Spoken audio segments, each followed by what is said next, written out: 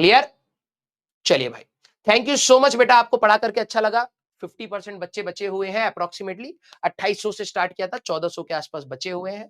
ठीक है, तो जितने भी बच्चे 12वीं और ड्रॉपर के बच्चे हैं, तो इट्स माय रिक्वेस्ट, इस लेक्चर को ध्यान से करिएगा, सारे एडवांस के सवाल करें। एक मैंने आपको एडवांस का सवाल होमवर्क दिया है, एक मैंने जेईई मेंस का सवाल आपको होमवर्क दिया है। ठीक है, और बाकी आपके सारे सवाल मैंने यहां पर करवा दिए हैं।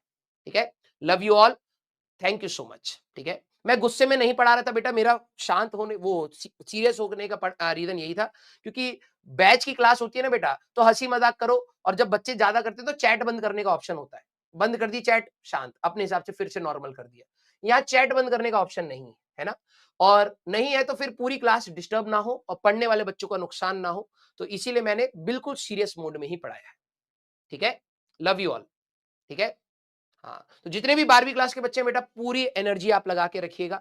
ठीक है, और अपने बोर्ड्स के ऊपर भी ध्यान रखिएगा। ठीक है, हाँ, क्योंकि मैं बता रहा हूं, आपका एनआईटी भी मिलना उसके क्राइटेरिया पर है, उसको बिल्कुल लाइटली मत लेना।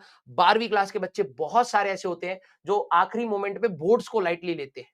ठीक है, मैं मानता हूं कि इससे ना दो नाव पर चलने वाली बात है। पिछले साल मैं लक्ष्य में था, इस बार सलीम सर लक्ष्य में है, एंड हम दोनों ही एक ही बात कन्वे करते हैं कि ये दोनों नाव को ना बैलेंस बहुत कम बच्चे कर पाते हैं। मैं अपने टाइम की कहानी बताऊं तो मेरे से भी मिसमैनेजमेंट हो रही थी, क्योंकि कभी प्रैक्टिकल आ रहे हैं, कभी वाइवा हो रहा है, ठीक है, और कभी प्री बोर्ड्स हो रहे हैं, तो स्ट्रेस होता है भाई। ठीक है, तुम उसको हटा नहीं सकते। ठीक है, तो कोशिश करिएगा, फर्स्ट फर्स्ट प्रायोरिटी तो नहीं बोल सकता, लेकिन यस, बोर्ड्स को एक अच्छी प्रायोरिटी रखिएगा भाई। 75 नहीं आए ना, तो मैं बहुत ज्यादा बच्चों को स्ट्रगल करते हुए देखता हूं।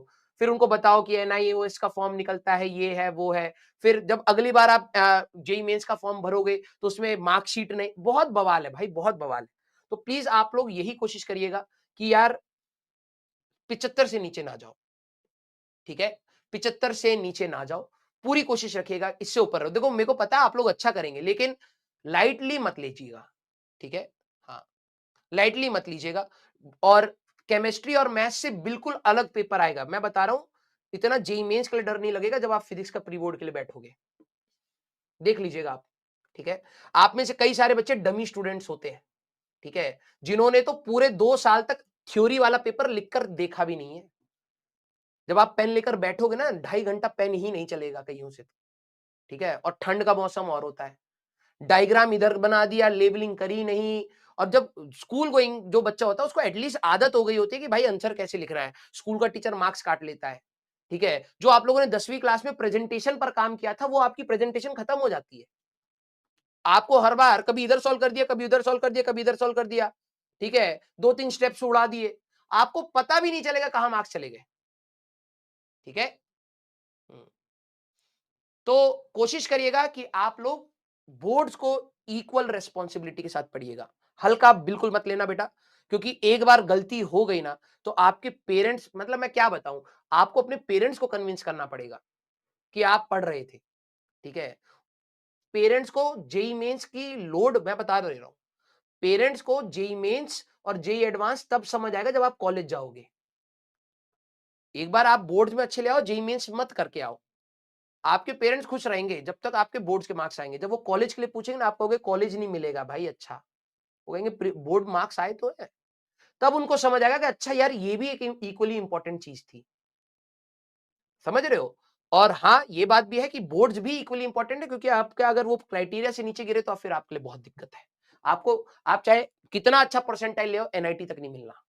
ठीक है, तो जेई वालों के लिए थोड़ा सा स्ट्रगल है, लेकिन आप, मुझे पता है आप अच्छे से मैनेज कर ले जाएंगे। ठीक है, लव यू ऑल।